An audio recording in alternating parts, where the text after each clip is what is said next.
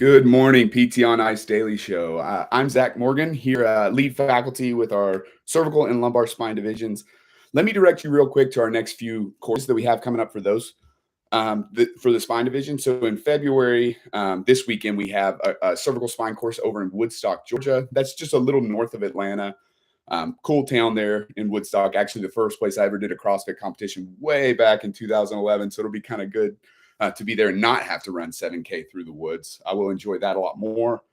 Next month, we have cervical over in Charlotte, North Carolina at Onward Charlotte. And that's March 18, 19. And then April 15, 16, we have it in Richmond, Virginia. So several good options there to catch cervical. If you're looking for lumbar, we'll be over in Montana, February 25th and 26th. Knoxville, and then here in Hendersonville, both of those in March. So a couple Tennessee options for you.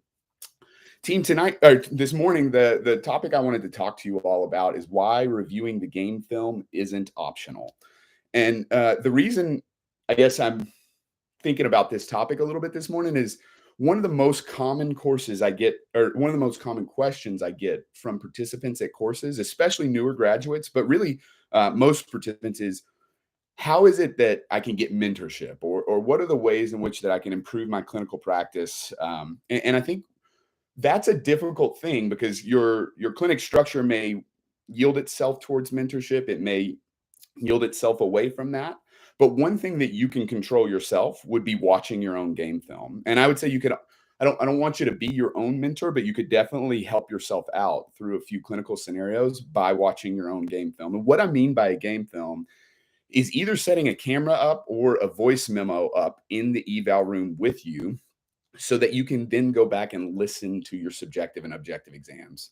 I think it's probably best to do this on an eval just because it's a good fresh start, and it'll kind of help you establish that plan of care with the patient and see what your verbal cues, tactile cues, how your facial expression changes if you're actually using the video, or even just measuring sort of the changes through your voice in a few specific targets if it's all audio. If it's video, of course, get the patient's consent. That does sometimes create a little bit of awkwardness in the room for you and the patient. But audio is really not awkward at all for anyone. And so, from a voice memo standpoint, that could be a really nice way to go if you do feel a little awkward about video and you've never tried this. So one of those two options should be available to you, and a really easy way for you to kind of get this data. But let's talk about what you want to look for in your own evaluation, kind of the criteria to hold yourself to, so that way, when you're done with this and you're reviewing it, you have some actionable things to take into practice ongoing. So first things first, and it's none of these are going to be as clinical based as they are communication based. And that, for me, I think that's where mentorship really can play a huge role. Don't get me wrong. You have to have the clinical skills, you have to have the clinical knowledge and all of those things, but that's pretty didactic. You can usually gain that by reading, taking courses, those types of things. The communication piece between you and the patient is what's much more challenging. I'll never forget the first time I had my residency mentor, Ben Morgan, sit in the room with me through a subjective and objective exam, the first eval I had when I started residency. And it was a pretty clean cut cervicogenic headache patient. And I remember leaving the room after that eval. I mean, the patient had subjective complaints that were consistent with that. Their objective exam was consistent. A PA brought on their headache. A cervical flexion rotation brought it on. Responded really well, upper cervical thrust manipulation, really nice within session changes. Good session, really. And I really left that session feeling like, oh man, Ben's going to be impressed with me. He's going to have a lot of good feedback about what went well. And the first question he asked me was, Zach, in that eval, how many times do you think you interrupted that patient?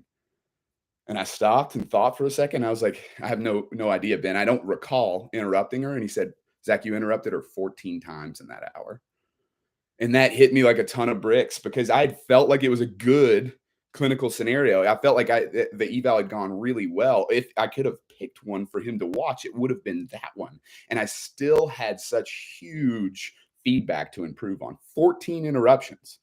So that's the first target I would hit if I were you and you're going back through your voice memo. The first thing you want to look for is how many times did you interrupt the patient? I'm not saying it's never okay to interrupt the patient. There are some times in which you might need to stay on task, or maybe they're searching for a word that you could be helpful providing that word.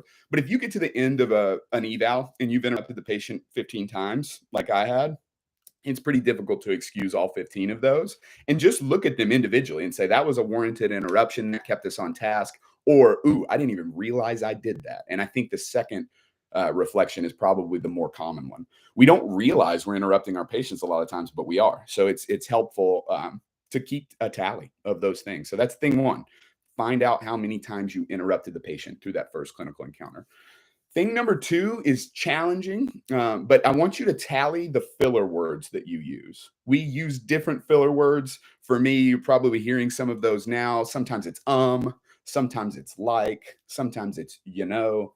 It doesn't really matter what the filler word is. Tally your filler words. The reason I'm telling you to do this is less because the patient even notices the filler words, because often they don't. I think most of you all are probably decent communicators with your clients. And overall, I think most of the time, the people you're communicating with don't notice the filler words, but when they're gone, they don't know why it's so much better. And so if you get through that full eval and you haven't used very many filler words, the patient won't even recognize like, oh, that person didn't say or they didn't say, but they will say, man, they were a really good communicator and I'm not quite sure why. And the reason why is because all of the words that you used in that session were necessary. This is very challenging. So give yourself some grace the first couple of times you do it, because I have no doubt you're going to have several tallies in that box of filler words, and you want to make sure that you try to trim that over time. The best way that I know of to trim that over time is to hear yourself do it. The feedback you get from hearing your own voice use those filler words is so much stronger than when someone else tells you. When someone else tells you, you may get defensive or you may even feel like, hey, I didn't use that many filler words. But when you can't run from it because it's there on the recording in front of you or there on the audio in front of you, it's so confrontational to your own bias, and it helps you recognize those things. And then the next step, you'll start to hear it in the following subjective exams, and then you'll start to get rid of it. So give yourself a little bit of grace, but try your hardest to eradicate your filler words. So again, let's not interrupt the patient. Keep up with how many times we did that. And then secondly, let's avoid filler words. Third point, and this is a big one, how confident did you feel like you were in your pitch? So on the day of the eval, usually at the end of that session, we're going to give the patient some sort of pitch. For us, that's typically the next visit, right? I want to see you again on Tuesday. I want to see you again next Friday. Whatever the time frame you feel like is warranted next, listen to the way in which you pitch that session, the way in which you unfolded the plan of how this is going to go. Did you give that patient proper expectations? Did you maybe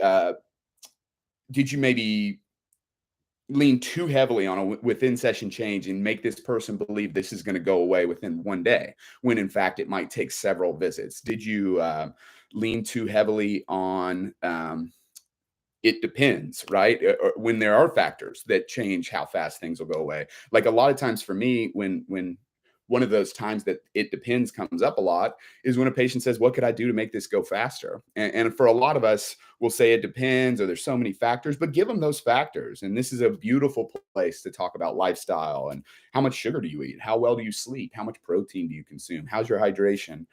What's your stress management? Like, these types of questions are the answer to how long is this going to take? And so I think in that point where you're giving them that pitch, sometimes gathering some of that stuff can be really helpful, because they're going to see now that there's actually a plan going forward. And people love a plan. It offloads it from their stress, which is huge. We know people are already stressed, and then they get hurt and they're more stressed because of that pain or that issue. And part of that stress is them feeling like they need to steer the ship. And once they realize you have a plan for them, they're going to be a lot more receptive. So I think really listen to your pitch. So that should happen towards the end of your eval, towards the last bit of that recording, and just give yourself some sort of a rating of like, I didn't really feel like that went quite as well as it could have. Here's a few things I could have said cleaner, maybe use too many filler words, those types of things. Or maybe I didn't unveil the plan quite as well as I would have hoped to. Any of that type of stuff. I don't have a great grading system for you there, but I do think you know a good pitch when you hear it. And if you hear yours and you feel like it could improve, work on that, because I think it's very important to get people bought into your plan of care and excited about that next visit, as well as bought into their part of the plan of care and doing the homework. So really focus in on how that pitch was. Now, the last two pieces kind of summarize things. And one of those is at the end of this process, you've now gone through, you've counted how many interruptions you've had. You've also counted how many filler words you've used, and you've kind of given yourself a grading on the pitch. Now, I want you to just sit there and reflect on how that went. Yeah, I'm not talking about like a 30-minute, an hour long, beat yourself up session. That's not at all what I'm talking about. You have objective data. There's no reason to beat yourself up. You know exactly where your attention needs to go to get better. So don't beat yourself up. Just spend some time saying, you know what? I did interrupt her 14 times. I said, 12 times. I said, 6. And then my pitch could have been much stronger. I did not sound confident as I unveiled that plan. On my next eval, my goal is to keep my interruptions less than 7, to keep my filler words less than 10, to be more confident in that pitch. Give yourself some targets, because when you give yourself those targets, you don't have to beat yourself up for the way that one went. You now have the roadmap for how to get better. And this is how you're going to mentor yourself a little bit. It's very important to have outside mentors, but you could definitely improve on these things without even having someone watch you do this, because you're going to be way harder on yourself than anyone else would ever be. So summarize your points. What could have been better? Reflect on that. And now we've got to get a list of those action items or goals. So make that list of action items or goals, and this will really help you sharpen up your clinic management. So team, just in summary, what we're working on here is not optional. See, I suppose I should say, if you really want to be as good as you possibly can be at this job, it's not optional. There is no harsher critic than watching yourself do the task. And if you are able to do that, and you have a framework for how you're measuring progress for yourself and what targets you're trying to hit, you're going to see your ability to communicate with patients skyrocket. It's going to soar as far as your ability to gain that subjective information, to gain confidence in that patient, and for them to gain confidence in you. They're going to be more compliant. They're going to show up more for their follow-up visits. They're going to do their part on their homework. They're going to report back to you the data that you need. It all comes from your communication. And the fastest way to get better at that is to listen to yourself. And so this is a nice thing. So regardless of your clinic setting, regardless of whether you have a mentor there that you really respect and somebody that you really want to hear from, you can do this. You can listen to this. It doesn't even matter the practice setting. It doesn't have to necessarily be outpatient.